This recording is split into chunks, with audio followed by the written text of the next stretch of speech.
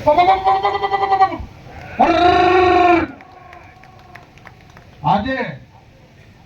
લીમગણા મુકામે ભીલ સમાજ મહાસંમેલન કે 3D દેજ દારૂ ને ડીજે સદંતર બંધ થાય, આપણો સમાજ ભીલ સમાજ આગળ આવે, એની બધીઓ છે, કુરિવાજો છે, વ્યસનો છે, એમાંથી મુક્તિ મળે અને આવનારા પેઢી માટે, આપણા સમાજના ભવિષ્ય માટે, બાળકો માટે આપણો સમાજ અન્ય સમાજને હરોળમાં આવે એના આશયથી આજે આ એક મહાસંમેલનનું આયોજન કરવામાં આવ્યું છે.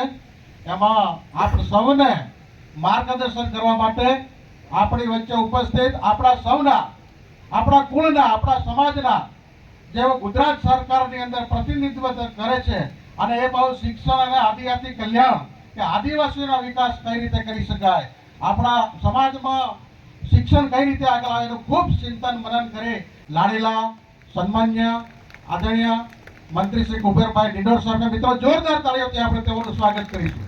જસવંતસિંહ બાબોર સાહેબ, તેમનું પણ આપણે સ્વાગત કરીએ. સાથે જ આપણા મંચસ્થ મહાનુભાવમાં ધારાસભ્ય સાહેબ મહેશભાઈ ભુરિયા સાહેબ ગયા, આપણા દંડક અને ધારાસભ્ય આપણા રમેશભાઈ કટારા સાહેબ, આપણા ધારાસભ્ય શ્રી મહેન્દ્રભાઈ બાબોર સાહેબ, શૈલેષભાઈ બાબોર સાહેબ હમણાં જ આપણને ખૂબ સરસ વાત કરી, આપણો સમાજ આગળ આવે અને કહેવાય છે કે આપણે અરવલ્લી થી માંડીને ભિલોડા અને મોડાસા વિસ્તારમાં પણ કઈ રીતે દેજ અને વાત કરી, લગ્ન એવા વાત કરી એવા માન્ય પ્રભાબેન તાવિયાડ સાહેબ, પૂર્વ સાંસદ શ્રી આપણા ચંદ્રિકાબેન બારિયા સાહેબ. મિત્રો સમયના અભાવે સૌનું નામ લેતો નથી, આમ તો સૌ મંચ આપણા દાવતના લોકપ્રિય ધારાસભ્ય શ્રી કનૈયાલાલ કિશોરી સાહેબનો પણ અત્યારે આપણે સ્વાગત કરીએ. મિત્રો સૌ આ ભીલ સમાજના સૌ આયોજકો, પાછળ સ્ટેજ પર બેઠેલા સૌ મહાનુભાવો સૌનું અને આપ સૌ મોટી સંખ્યામાં ઉપસ્થિત આપ સૌનું હાર્દિક સ્વાગત કરીએ છીએ.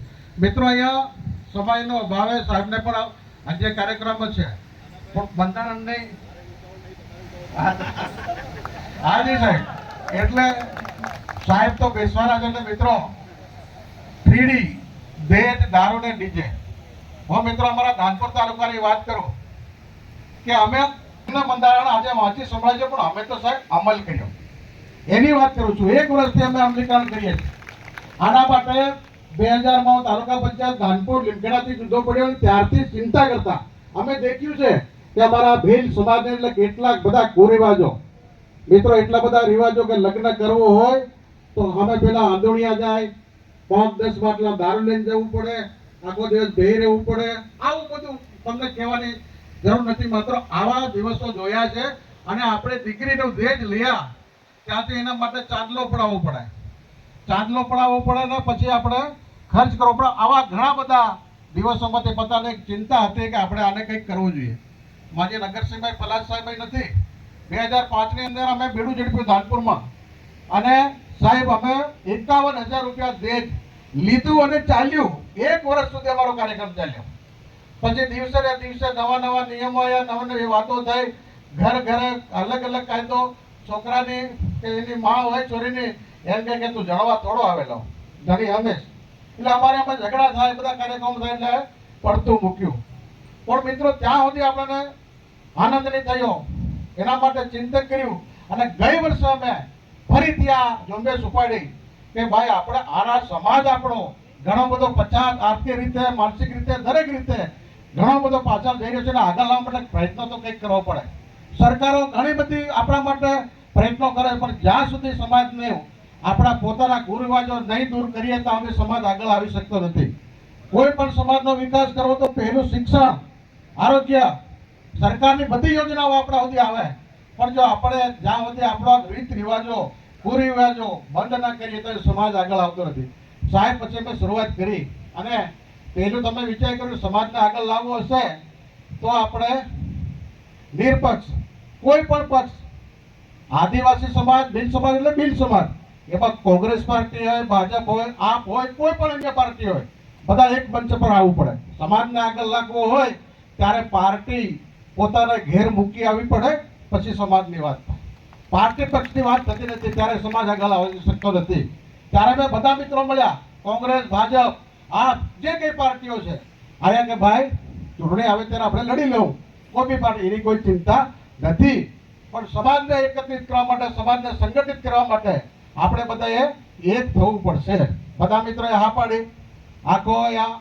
આખા અમારા જિલ્લા પંચાયતના કારોબારી અધ્યક્ષ અભયસિંહભાઈ મોડિયા, તાલુકા પંચાયતના પ્રમુખો, સરપંચો માંડીને તમામ ગામના સરપંચો અમે ભેગા થયા, તાલુકા સભ્ય ભેગા થયા, જિલ્લા સભ્ય ભેગા થયા, શિક્ષકો, આજે અમને બિરદાવું છું, આજના પર શિક્ષકો બહુ જ પ્રયત્નો અમે કર્યા અને અમારી સાથે રહે કે ભાઈ તમે આગળ થાઓ, અમે તમારી પાસે.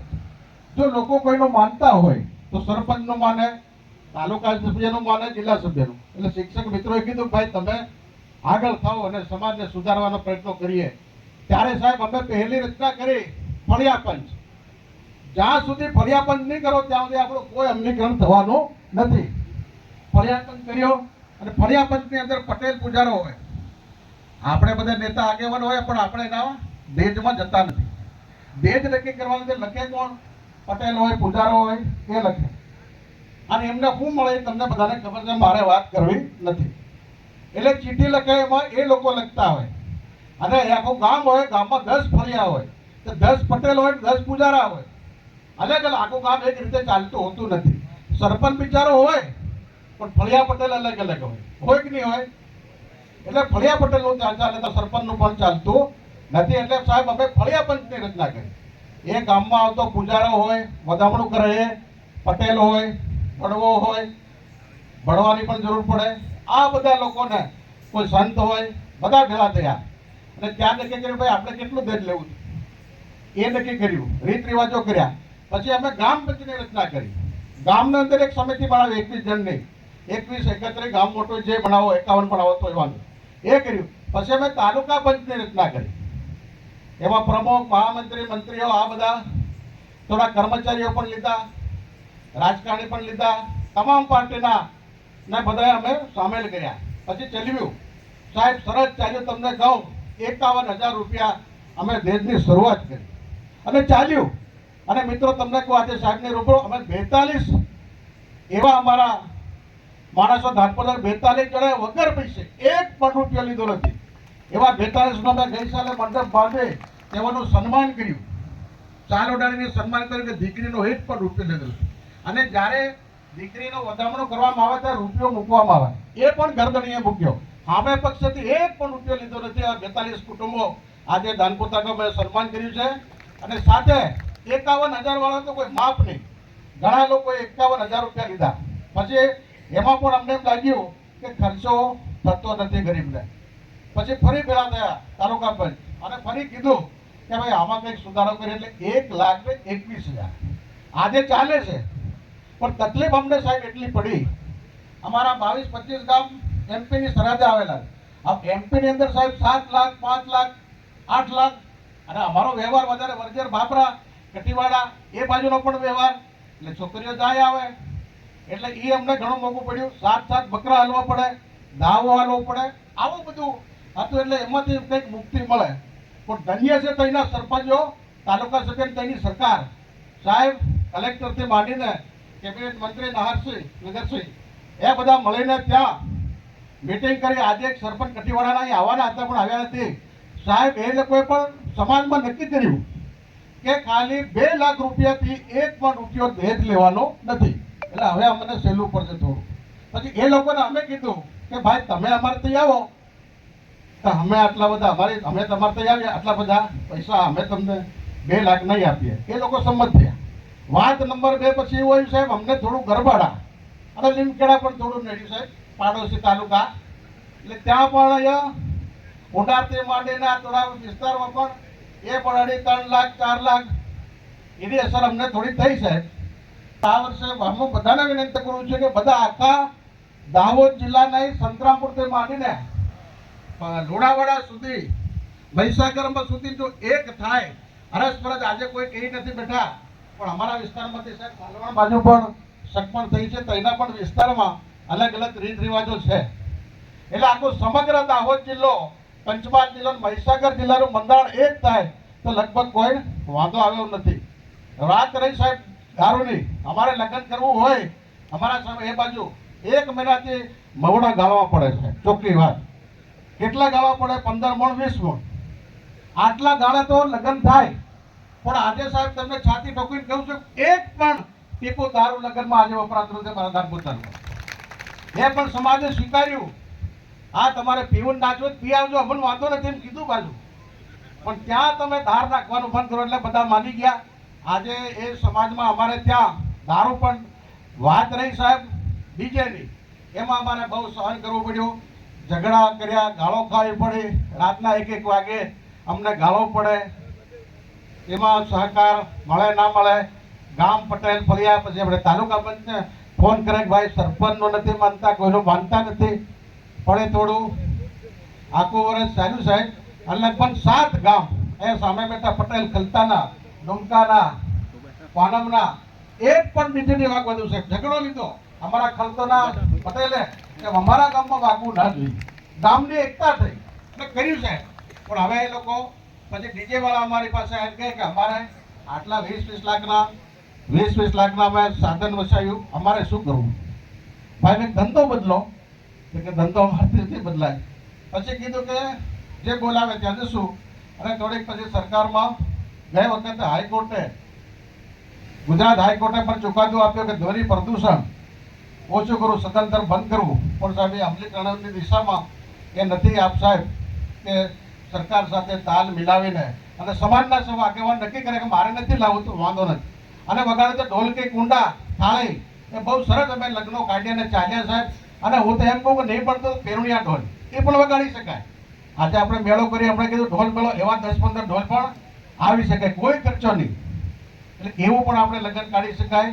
એટલે એ સમય લેતો નથી, પણ અહીંયા અમને 2 બોલ કહેવાની તક આપી. અને હજુ પણ આ સમાજ આગળ આવે, આર્થિક રીતે સદર. આપણે માથે પોટલું, કાકમાં છોરું લઈને ગુજરાતમાં મજૂરી કરવા જવું પડે, પણ એનું કારણ છે દહેજ. દહેજના લીધે આ બધું થાય છે. આજે આપણે છોકરીનો દહેજ લઈ 3.5 થી 4 લાખ રૂપિયા અને ઉધાર જતી રહે સાહેબ, એના પાછા વધી ગયા આપણે 3.5 કે 4 લાખ. અમે પણ નક્કી કર્યું કે ઉધાર જાય કે જતી રહે તો પણ એના 1.25 લાખ, બધું સરખું. એટલે ઘણા લોકો તો પછી છોકરીઓ જવાનું હવે બંધ થયું. એમાં મૂળભૂત કારણ મા બાપની પણ એટલી જ જવાબદારી છે. એટલે એ પણ આ બધા લોકો સમજે.